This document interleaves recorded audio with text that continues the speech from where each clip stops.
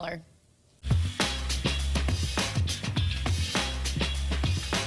Well, good morning, everyone. Thank you very much for joining us. Our guest this weekend, 8th District Congressman Stephen Lynch of South Boston, re-elected earlier this month to an 11th term. Is that right, Congressman?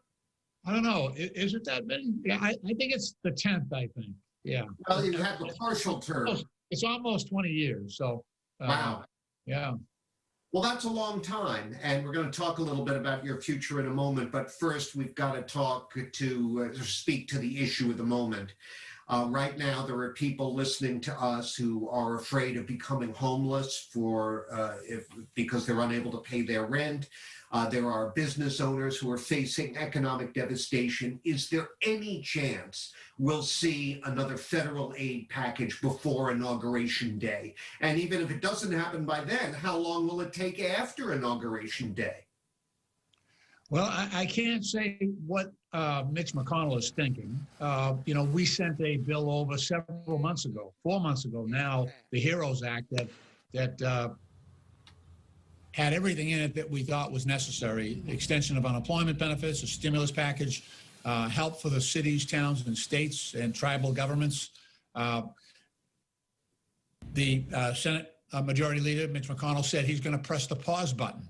He didn't think that states or cities or individuals needed that. But I think, as we've seen, especially with this latest flare-up of coronavirus and the higher numbers that we saw this week in terms of unemployment, benefits applications, new claims, the country is in a desperate position. We do need to move this forward. So we're waiting for a response. So we've got that bill out there, and we would like the Senate to respond.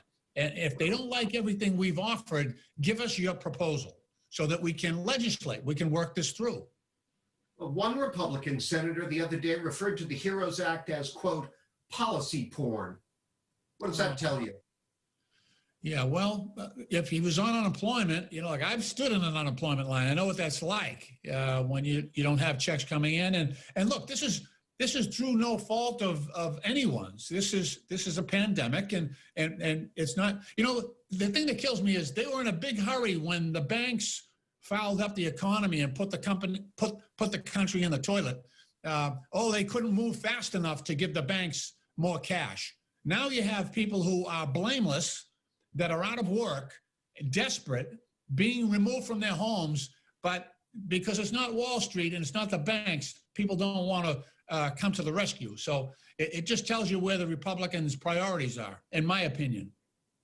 Congressman Lynch, let's talk a little bit about the election. The Democratic majority in the House was expected to grow on Election Day. Instead, it shrank, and that has touched off a debate within the caucus between moderates who claim left-wing rhetoric about socialism and defunding the police was easily weaponized against them by the Republicans, and leftists who say moderates lost because their positions are too squishy and they don't know how to use social media properly. Who's right?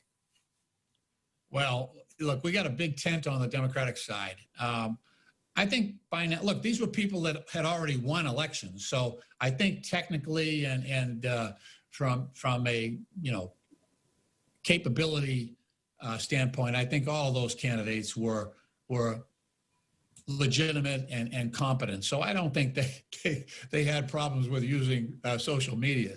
I think it did hurt us when you had a certain segment of our party chanting defund the police, and pushing a more socialist type agenda. So that did hurt in some states. Like I said, we have a big tent, and so the message that works for some Democrats is lethal in other parts of the country. And we're always trying to get the middle, right? The center. That's the group that determines who's going to be in the majority. I've been in the minority for most of my time in Congress.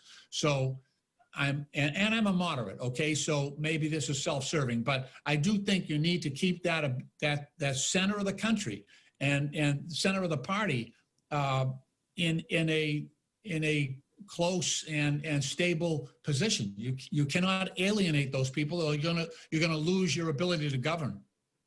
One last quick thing. We'll take our break, and when we come back, we'll talk a little bit about some issues regarding veterans. There's been all sorts of speculation about various Massachusetts political figures going to join the incoming Biden administration, including you. You were, I believe, the only member of the delegation to endorse Joe Biden during the primary process. Have you been contacted in any way by the Biden team? And what factors would you weigh if you were asked to join the administration? Look, I've got the job that I want right now. I have had no discussions. I did talk to the campaign, where we're sort of rounding out what we did before. I did some work in Wisconsin with them, but that's not a state that's being challenged necessarily right now, although they did go into court in a couple of counties. So we're trying to resolve this election, and I don't expect to be offered a position. I think I can be very helpful to the Biden administration and the Harris administration as a member of Congress. We've lost quite a few moderates, and I think that's really, those people were really Biden Democrats. Those are moderates. So I think he needs us to work. Look, I'm on the Transportation Committee. I know one of President Biden's first initiatives will be to try to get that transportation bill passed, and I am eager and delighted to be able to help him in that. So we all don't have to join the cabinet in order to be helpful to President Biden, and I'm happy to do the job that I'm doing right now.